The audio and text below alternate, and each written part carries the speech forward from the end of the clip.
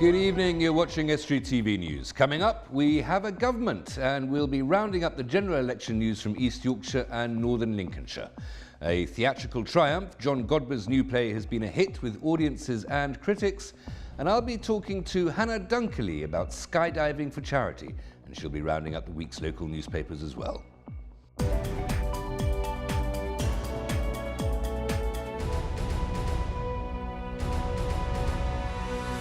Welcome to Estuary TV News. I'm Hugh Richards.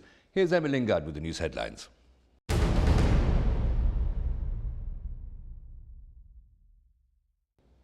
Hello. There have been no shocks in the general election within our regions, except UKIP failed to win any seats. In Grimsby, Melanie On was elected to stand as MP for Labour, while in Cleethorpes, Martin Vickers retained his seat for the Conservatives. Over in Hull, Diana Johnson, Carl Turner and Alan Johnson all retained their seats for Labour. In Halton Price and Howden, David Davis was returned as the Tory MP, and fellow MPs Graham Stewart retained his seat for Beverley and Holderness, and Greg Knight for East Yorkshire. In regards to the shock exit poll that predicted the Tories would be the largest party, Cleethorpes MP Martin Vickers said he hadn't believed the polls. Well, the exit polls appear to be giving a reflection of how people have actually voted. The polls that have been appearing for the last few months showing deadlock, I always felt were inaccurate in as much as it wasn't a reflection of what we were finding on the doorstep. Groups which use Grimsby's Central Hall are starting to fundraise to pay for repairs, though an anonymous benefactor promised to underwrite all the hall's losses for the next 3 years. Extensive repairs still need to take place and a fundraiser is running tomorrow. Sarah Hall of the Cast Theatre Group explained why it was important to fundraise for the building. Oh, it's very important. Like I said, we've been here over 12 years. It's our home. Although we have lots of equipment here and everything like that, and we rehearse here 5-6 times a week, we consider it as being, well, I do anyway, is our second home. You know, this is where Cast is and always has been. It's important for youngsters to learn about the sacrifice made by people during the Second World War. That's according to the Deputy Lord Mayor of Hull, Councillor Anita Harrison, speaking at a memorial remembrance service for those who lost their lives during air raids on the city. Held at the Northern Cemetery, it was attended by representatives of the Fire Service, St John Ambulance and various members of the Armed Forces. It's very important. I really think the children should know about World War II and remember, you know, the sacrifice that the people have all made for them so that we can live a free life now. It's just a nice ceremony just to say they're not forgotten, we are remembering them, and the people who care. I mean, I was talking to a gentleman who lost both his grandparents, and it was just nice for him to come and remember. That's all for now. Bye.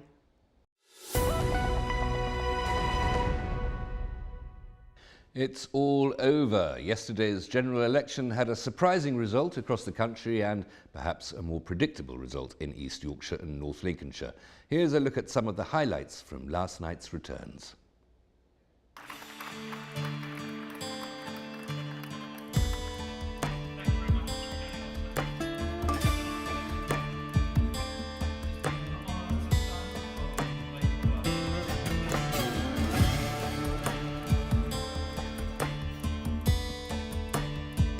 Melanie, congratulations on becoming Grimsby's new MP. How does it feel?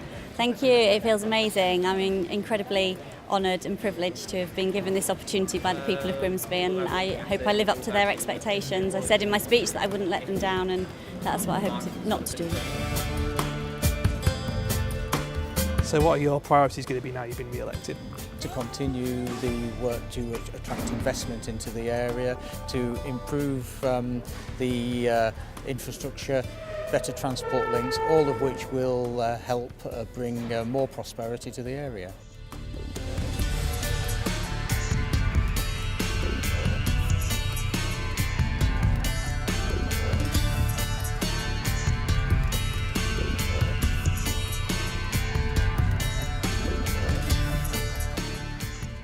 Really tough campaign. We've worked really hard, but exhilaration as well, because the result in my constituency has just been fabulous, and the fact that so many people have put their trust in me to represent them at Westminster is just great. You're watching Estuary TV News. A little later in the programme, we make our weekly inquiries as to where's the mayor, and Emma will be back to bring you all the sports news.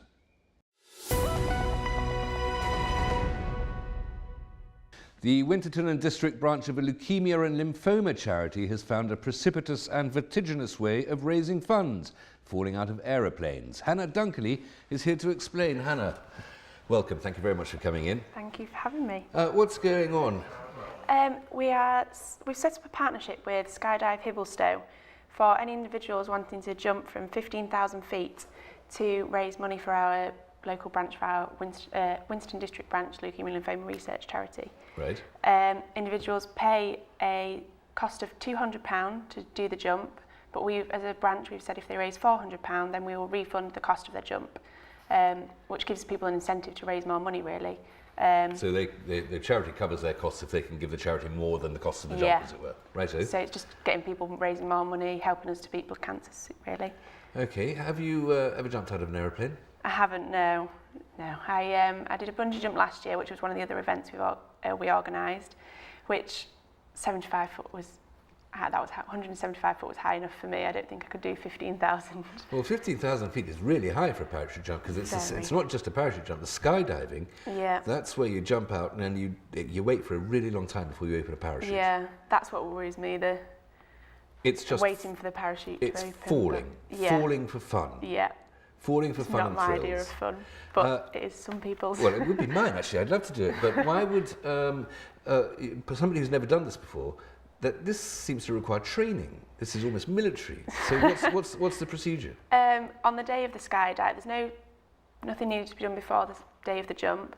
People just register and sign up. Then on the morning, people arrive at the airfield at 8 o'clock in the morning. We have a little introduction, what's going to happen. They jump out with somebody else, it's tandem skydive. So we'll be jumping with a training instructor. So you're strapped onto somebody who knows what they're doing. All secure, yeah. It's just instructions of what's going to happen, reassuring that you'll be absolutely fine, and then up in the plane. Well, up in the plane, fine, and then down extremely fast. But then what happens at the other end? I mean, you can be blown off. I mean, do you just land in somebody's field and call a taxi? It's on an airfield site, so it's all organised. They do it on a regular basis. So when and where is this event going to be taking place? Our launch event is on the 25th of July. Registrations we've got a registration deadline of the 25th of May. It's at Skydive Hibblestow. So people have to get in before that deadline. Yeah. And how many people can you accommodate? Because this is likely to be jumping out of airplanes. Lots of people are going to want to do it. Lots of people want to do it. We've got 15 places on the day, but then with the partnership, if more people want to do it, we can accommodate the jumps anytime they want to, really. It's not just that day that we're organising jumps. People jump anytime to raise money for us. Is there a web address or anything like that people can get in touch with, a phone number? We're on Facebook if you search Winterton District Leukemia and Lymphoma Research. Email address of LLR Winterton District Branch @yahoo.co.uk, or you can tweet us at Winch District LLR. Okay, now these are two particularly vile diseases, of course, aren't they? How long has your charity, how long has your organisation been going? Well, we're actually in our 5th anniversary this year. We started fundraising just as a small group. We were all at school because it was due to one of our friends died of leukemia, was diagnosed and unfortunately died of leukemia and lymphoma research. So we set up, initially we started out doing small projects in school. In our first year we raised around £10,000. That's not small, that's impressive. Yeah, then we set up the branch in November of 2011, and now our fundraising total is over £66,000. And what does this money get spent on? We do life-saving research. It goes to the national group, helping to do research into these vital blood cancers, hoping to help people. And so that's essential. That goes to science, effectively. Yeah, definitely. Yeah. Science. Well, that sounds fair enough. So what you're asking me to do is jump out of an aeroplane from 15,000 feet, strapped onto some bloke I've never met before in my life. Yeah. And this is all going to help cure horrible diseases. Yeah. Okay, Hannah. Thank you very much. Don't go away. We'll come back and do the newspaper review in a minute. Thank you. All right. Thank you, Hannah.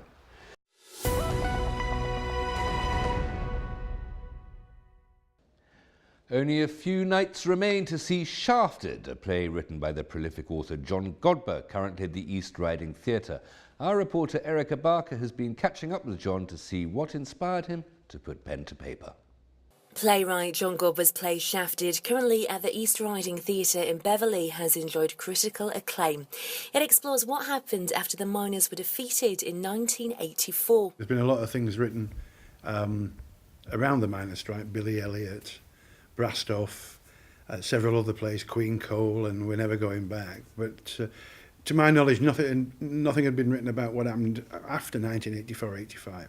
And because I'm from a mining background and my dad still lives in that part of the world and so does my sister, I was able to look at what had happened to particularly those mining villages, but also Yorkshire as a whole and perhaps the north. And obviously, having moved to the east 30 years ago, I was able to see how, you know, the income from that the miners lost impacted on Bridlington and Filey and the east coast. And I'd never really written about the strike. I'd touched on it in various things. So whilst it's sounds very grim, a play about the miners' strike, it's actually a very, very amusing play. The play stars John and his wife Jane Thornton, and it is the first time they've treaded the boards together for many years. We've got a 30-year relationship.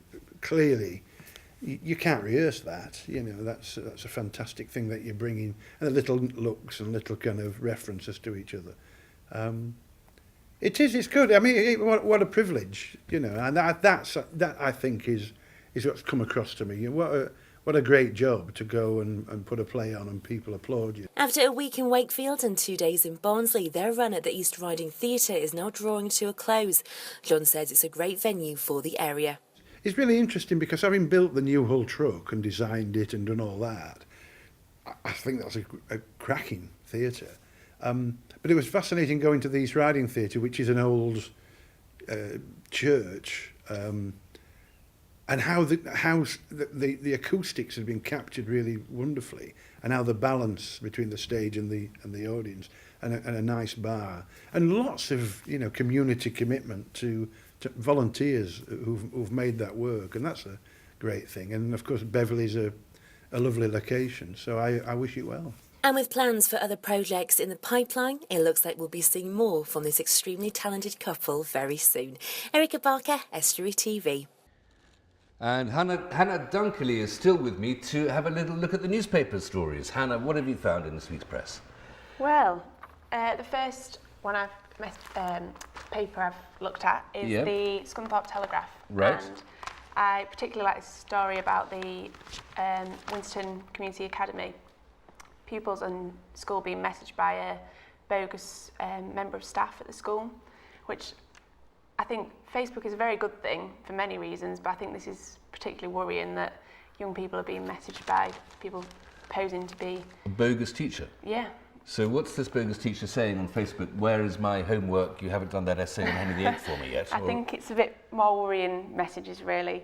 A bit more sinister, really. Yeah, it's a bit worrying, really, when these young people, we try to teach everybody so much about safe internet use, and I went to this school actually, so I know that they do a lot of work for this, so I think the children are quite prepared, but it's still very worrying that people are being contacted. Worrying to accept a friend request from somebody you've never heard of before in your life. That's the way it works, I suppose, isn't it? And that does prey on people's naivety. Yeah, definitely. What else have you got? Tea car vandal making amends with cups of tea?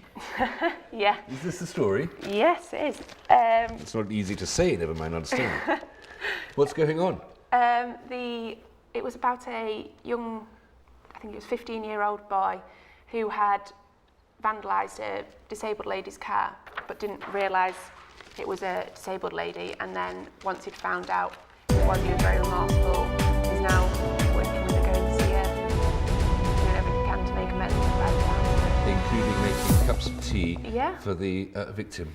Yeah. Well, okay, I suppose, you know, an apology is as good as as good as it can be, isn't it? Working to make it right, I suppose. Well, like, can one ever be entirely redeemed? These are big questions, aren't they? But anyway, good for him. Yeah. A great effort by Team Bridlington, bicycling. We've been talking about that a lot recently. Yeah, I love the Tour de Yorkshire. I think it went amazing. It did so much good for our area.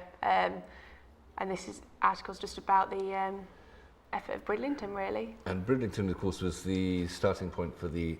No, it's not the starting point, it's the grand départ for the first of the 3 phases of the Tour de Yorkshire. Did you visit any of the parts of the race? Did you watch it?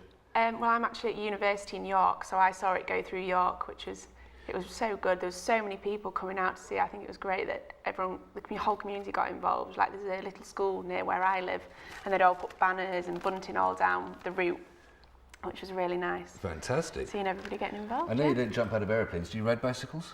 I don't know. Okay. I'm more of a runner, really. You're very much you're a runner. Well, Yeah. at least we've got some sport in there.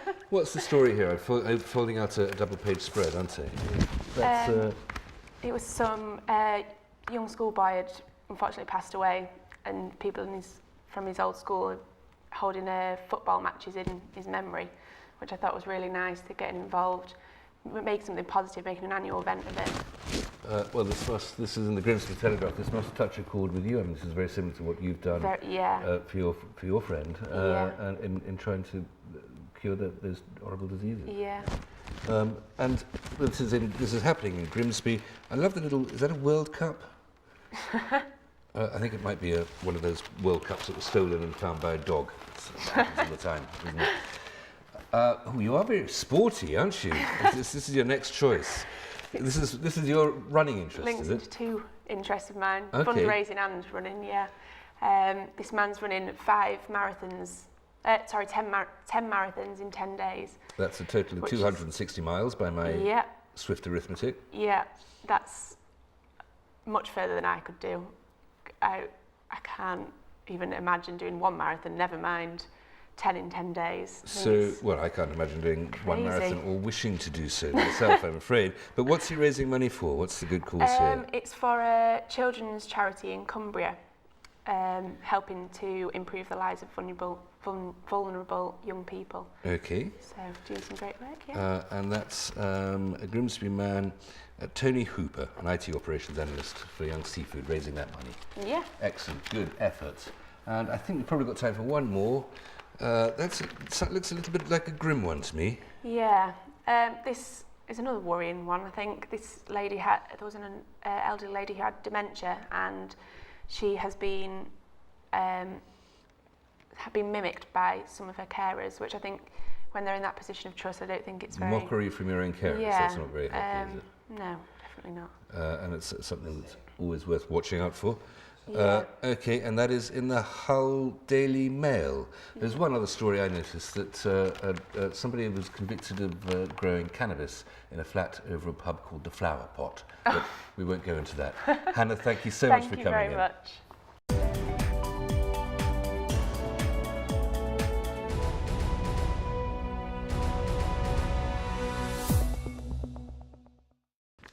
The results are all in, and we now know the parliamentary future of our region. Here are the final scores. No seats in our area changed party hands. For the Conservatives, Andrew Percy held Briggangool with an increased majority. Martin Vickers held Cleethorpes and Immingham with an increased majority. Graham Stewart held Beverley and Holderness. David Davis held Halton Price and Howden. Sir Edward Lee held Gainsborough, also increasing his majority. Carl McCartney held the bellwether seat of Lincoln, and 2 newcomers, Victoria Atkins in Louth and Horncastle and Matt Warman in Boston and Skegness, both held the seats for their party. For Labour, Carl Turner held on to Hull East, Diana Johnson held Hull North, increasing her majority, Alan Johnson held Hull Western Hesel, and on the South Bank, Nick Dakin held Scunthorpe and newcomer Melanie On held Great Grimsby, increasing the majority of her predecessor there, Austin Mitchell. UKIP had hoped to make great gains in our area, especially in Great Grimsby and Boston and Skegness. The party's Robin Hunter-Clark did come second in Boston and Skegness with 33.8% of the vote, and UKIP's Victoria Ayling came in third in Great Grimsby with 25% of the ballot. Now, here's the sports with Emma Lingard.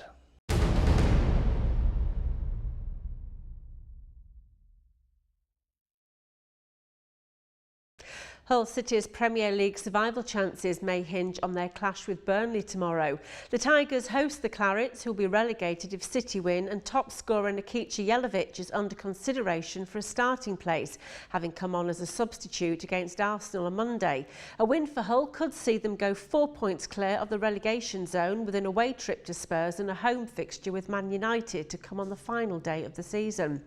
Hull FC are at the Warrington Wolves on Sunday. The Black and Whites are set to be without fullback Jamie Shaw for the trip to the Halliwell Jones Stadium.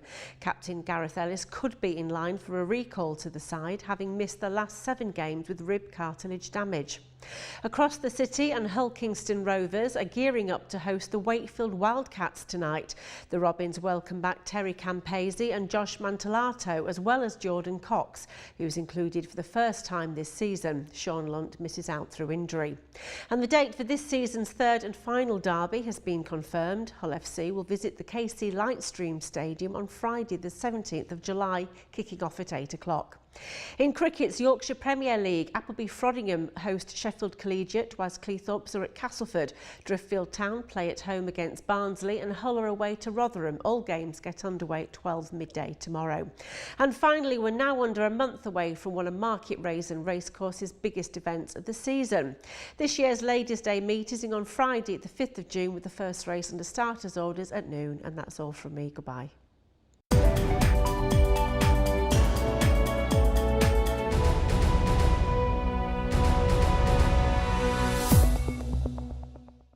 Thanks very much, Emma. Hannah, just remind us, how can people get in touch with your skydive if they want to raise money for these horrible diseases? They can search us on Facebook at Winston District LLR, or email us at llrwinstonddistrictbranch@yahoo.co.uk. Brilliant. Hannah, thank you very much. That's all we have time for from our prison studio today. If you have a story, please go to our Facebook or Twitter pages. Details are on the screen. Email news@estuary.tv or phone Grimsby 3155553. Until next week, good evening.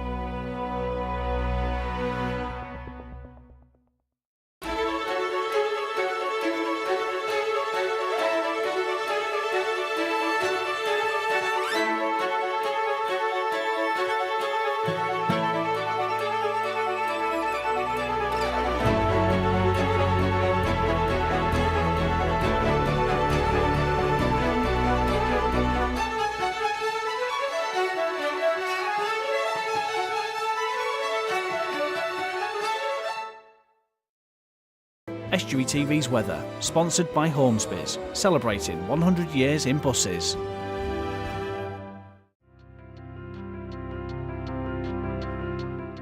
Hello and welcome to Estuary TV's weather. Cool and cloudy with residual rain and fog on Saturday, clearing slowly for most areas by the afternoon and a maximum temperature of 13 degrees. Sunday brighter and mostly dry, feeling warmer with a cold start.